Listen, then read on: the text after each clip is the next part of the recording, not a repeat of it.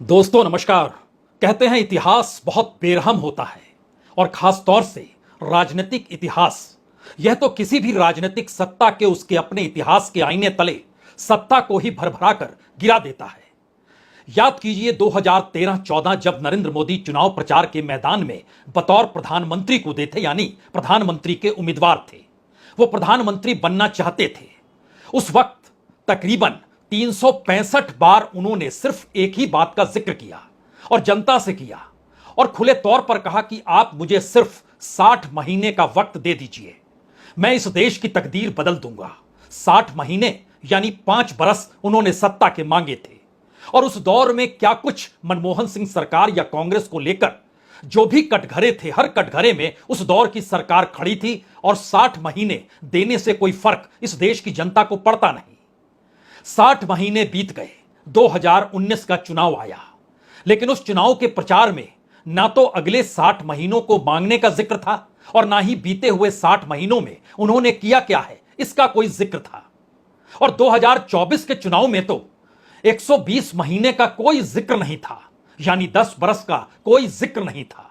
लेकिन इन सब के बावजूद भी अल्पमत में सही लेकिन ताना बाना बुनते हुए एक एनडीए नए सिरे से खड़ा हुआ और एक बार फिर नरेंद्र मोदी देश के प्रधानमंत्री बन गए 5 बरस के लिए, यानी 60 महीने और उनके सामने हैं। लेकिन इस बार 60 महीने शायद इतने दूर की गोटी हो चली है कि 6 महीने यह सरकार बचेगी या नहीं बचेगी। इस सवाल को लेकर पहली हिस्सा अगर बीजेपी के भीतर शुरू हुआ तो दूसरा हिस्सा आरएसएस ने उसको सुलगाते हुए कहीं ज्यादा तेज कर दिया। लेकिन इन दो परिस्थितियों से हटकर आज एक तीसरी परिस्थिति का जिक्र हम करने वाले हैं। यह परिस्थिति उस एनडीए की है जिसके भरोसे नरेंद्र मोदी देश के प्रधानमंत्री हैं, या कहें अल्पमत में होने के बावजूद बीजेपी सत्ता की अगुवाई करती हुई दिखाई दे रही है। और एनडीए के भीतर जो भी राजनीतिक दल हैं उसे एक चीज समझ में आ चुकी है कि सत्ता के लिए वह बीजेपी के साथ आई या फिर नरेंद्र मोदी के चेहरे के आश्रय उसने खुद को बीजेपी या कहें एनडीए के हवाले कर दिया, क्योंकि उसके साथ साथ उसकी बहुत सारी मांगे थी। उन मांगों को पूरा किया जाएगा क्योंकि सत्ता में बीजेपी है, सत्ता में प्रधानमंत्री नरेंद्र मोदी खुद मौजूद हैं, जो कि प्रधानमंत्री हैं, तो उनकी बातों को वह दूर कैसे नहीं करेंगे, जिसकी भी वो मांग करेंगे जरूर करेंगे। लेकिन सवाल है कि जो अलग अलग राजनीतिक दलों की जो भी मांग होगी वह दो ही दिशा में जाती है। एक दिशा वो चाहती है कि अपने राजनीतिक जमीन को पुख्ता करने के लिए जिस भी मांग को मानी जाए वो मांग पूरी होनी चाहिए, और दूसरा उस राजनीतिक दल की जमीन कभी भी सिकुड़नी नहीं चाहिए, उसका विस्तार हो जाए तो अच्छा है। और इन दोनों परिस्थितियों के लिए पैसे की बहुत जरूरत पड़ती है। राजनीतिक तौर पर वोटों के समीकरण, बीजेपी के साथ किसकी केमिस्ट्री कैसे बन जाए, इसकी भी बहुत जरूरत पड़ती है। लेकिन अभी 6 महीने हुए नहीं है, 6 महीने तो दिसंबर तक पूरे होंगे। लेकिन इनके बीच ही जो भी एनडीए के साथी दल हैं उनके भीतर एक सवाल झटके में बड़ा हो चला है। पहला सवाल यह है कि उनकी अपनी राजनीतिक जमीन क्या बीजेपी खत्म करने पर तुली है, क्योंकि बीजेपी की अपनी राजनीतिक जमीन जो उसे बनानी है और सत्ता में बने रहना है वह उससे मैच करती नहीं है। और दूसरी तरफ बीजेपी को यह लगने लगा है कि अपने बूते जब तक वह इस देश की राजनीति के बीच में खड़ी नहीं होगी तब तक उसको चुनावी जीत मिल नहीं सकती है। और यह संयोग है कि 2024 के चुनाव में तीसरी बार नरेंद्र मोदी देश के प्रधानमंत्री बन गए। ऐसा होता नहीं, क्योंकि जनता जब चुनती है तो वह किसी को इसलिए नहीं चुनती है कि आप अल्पसंख्यक मत के साथ भी सत्ता में बने रह जाएं, ऐसा होता नहीं है। और भारत के इतिहास में ऐसा कभी हुआ भी नहीं है कि हम आपको इसलिए चुन रहे हैं क्योंकि आपको बहुमत नहीं मिले, ऐसा नहीं होता है। बात की तिकड़मों के आश्रय बहुमत जुगाड़ लिया जाता है। चाहे वो वीपी सिंह का दौर याद कर लीजिए, चाहे वह देवगौड़ा का दौर याद कर लीजिए, चाहे आई के गुजराल का दौर, यानी गठबंधन के दौर की परिस्थिति में चाहे तो अटल बिहारी वाजपेयी के दौर को भी याद कर लीजिए।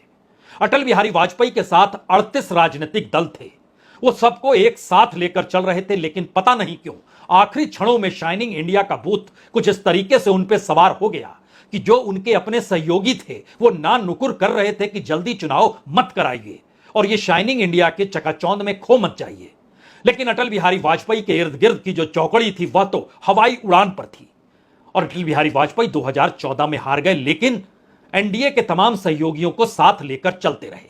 अब 2024 में 28 दल बीजेपी के साथ जरूर हैं, लेकिन उसमें सिर्फ 10 ही ऐसे राजनीतिक दल हैं जिनकी पार्लियामेंट के भीतर ताकत है। और उन्हीं राजनीतिक दलों के भीतर, और उसमें भी सबसे मजबूत राजनीतिक दल एक बात समझ गए हैं, जिस राजनीति के रास्ते वो खड़े हुए, संसद तक पहुंचे, सत्ता मिली, राज्य के भीतर मुख्यमंत्री भी बन गए और आने वाले वक्त में अपनी राजनीति को साधते हुए आगे भी बढ़ेंगे, उन सब पर इस दौर में रोक लग रही है या फिर वो आगे बढ़ने की स्थिति में नहीं है। एक नाम महाराष्ट्र के मुख्यमंत्री एकनाथ शिंदे का है, दूसरा नाम बिहार के मुख्यमंत्री नीतीश कुमार का है। एकनाथ शिंदे के पास 7 सांसद हैं, नीतीश कुमार के पास 12 सांसद हैं। लेकिन नीतीश कुमार जब तक मुख्यमंत्री हैं तभी तक उनके सांसद विधायक साथ हैं या जनता दल यूनाइटेड बची हुई है।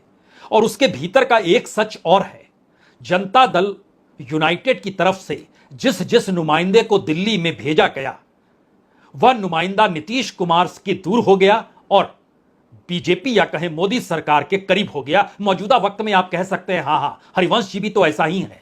इससे पहले भी एक व्यक्ति हुआ करते थे जिनको नीतीश कुमार ने बड़े भरोसे के साथ, ब्यूरोक्रेट थे, जब आए तो बड़े करीबी के तौर पर रहे और एक वक्त के लिए तो उन्हें जनता दल यूनाइटेड की कमान भी सौंप डाली, लेकिन दिल्ली भेजे तो फिर वह बीजेपी और मोदी शाह के होकर रह गए। उन्हें जनता दल यूनाइटेड छोड़ना पड़ा। इस दौर में आप कह सकते हैं एक और शख्स हैं जो इस दौर में लगातार करीब आ चुके हैं बीजेपी के नेताओं की या कहें मोदी शाह की। और जिस तर्ज पर यह सरकार चल रही है उसमें मोदी सरकार अपने लिए ऐसा रास्ता बनाना चाहती है कि अगर एनडीए के भीतर के गठबंधन टूट जाए, टूटने से पहले उनको तोड़ दिया जाए या उनके लोगों को साथ ले लिया जाए। 272 का आंकड़ा पकड़े या ना पकड़े, लेकिन उस दिशा में मजबूती तो हो ही जानी चाहिए। और एक बात तो सच है कि कोई भी नेता इस देश के भीतर में जब राजनीति करता है तो वह खुद को भी देखता है, और जो खुद को देखता है ऐसे सांसदों की तमाम राजनीतिक दलों में कमी नहीं है। और खास तौर से जब यह बात स्पष्ट हो चली है कि मौजूदा वक्त में प्रधानमंत्री नरेंद्र मोदी एक ताकतवर और सत्ताधारी शख्स के रूप में हैं, तो उनके साथ रहने में क्या दिक्कत होगी। तो हर वह मुद्दा जो उन राजनीतिक दलों से टकरा रहा है, चाहे नीतीश कुमार का मुद्दा अलग अलग वोट बैंक के आश्रय बीजेपी से हटकर राजनीति को साधने का हो, चाहे चिराग पासवान द्वारा उठाए गए मुद्दे राजनीतिक तौर पर बीजेपी से अलग लगे, चाहे महाराष्ट्र के भीतर एकनाथ शिंदे और अजीत पवार आपको टकराते हुए दिखाई दे, राजनीतिक सौदेबाजी उनकी कम हो चली है। और बीजेपी ने एक नया पाठ इस दौर में पढ़ा है, आरएसएस के जरिए समझा है कि जब बीजेपी वर्सेस ऑल होगा तो बीजेपी सत्ता में आ सकती है। लेकिन बीजेपी के साथ कहीं पर आप अजीत पवार को खड़ा कर लीजिए, कहीं शिवसेना तोड़कर आप एकनाथ शिंदे को खड़ा कर लीजिए, कहीं यू टर्न लेने वाले नीतीश कुमार को खड़ा कर लीजिए, और वो भी ना चले तो एक वक्त दुर्गा सोरेन और अब चंपई सोरेन, ऐसी परिस्थिति भी आपके साथ आ जाएगी तो बीजेपी सत्ता में नहीं आ पाएगी। यानी ताकत के साथ वो नहीं रहेगी और वो कमजोर दर कमजोर होती चली जाएगी। लेकिन राजनीति के जिस मुहाने पर भारत में जनता अब चुनाव देने को लेकर इस बात की तैयारी करती है कि एक तरफ बीजेपी को सत्ता में लाना है या फिर उसे हटाना है, यह सोच अगर 2024 में थी तो अब आने वाले वक्त में हर चुनाव में किसे सत्ता में लाना है, यह सोच बीजेपी माइनस होकर चलेगी। यहां पर 2 मंत्र पहले और समझ लीजिए, तब उस एनडीए के भीतर की राजनीति के साथ आपको जोड़ा जाएगा। दरअसल बीजेपी के भीतर के जो भी सच है वो बीजेपी अपने राजनीतिक अस्तित्व को भविष्य के लिए बचाकर रखना चाहती है, इसीलिए वह उन मुद्दों के आश्रय आगे बढ़ रही है जहां पर उसके साथ उसके कट्टर समर्थक तो कम से कम बने रहे। लेकिन संयोग ऐसा है या त्रासदी ऐसी है कि बीजेपी की अगुवाई करने वाले प्रधानमंत्री नरेंद्र मोदी इस दौर में राजनीतिक सत्ता पर बने रहने के लिए 2 ही रास्ते पर चल सकते हैं। या तो एनडीए के सहयोगियों की बात जो उनकी अपनी राजनीति के हिसाब से चले, उनकी बातों को मान लें, कुछ विपक्ष का दबाव काम करे और विपक्ष के पास वह वोट बैंक ना चला जा रहा हो जिससे सहयोगियों को लगता हो कि दरअसल अगर बीजेपी उस रास्ते चल पड़ेगी या सरकार उस रास्ते चल पड़ेगी तो उनकी राजनीति कमजोर हो जाएगी।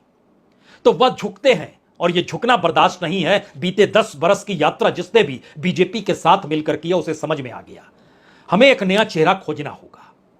यह तो एक हिस्सा है। दूसरा हिस्सा कहीं ज्यादा इस देश की राजनीति को प्रभावित करने वाला है। यह दूसरा रास्ता दरअसल उस कॉरपोरेट के पैसे पर टिका है जिसमें बार बार कॉरपोरेट को आसरा कोई दूसरा नहीं, खुद प्रधानमंत्री मोदी की नीतियां देती हैं कि आप ही के लिए तो हम हैं, तो आपको इधर उधर नहीं देखना है, सिर्फ हमें देखना है और राजनीतिक तौर पर हमारी मदद उसी पॉलिटिकल फंडिंग के जरिए करनी है जो लगातार आती रहेगी, तो यह लालच उन तमाम राजनीतिक दल और नेताओं के भीतर दी जा सकती है कि आप हमारे साथ रहिए और धीरे धीरे हमारे साथ ही आ जाइए।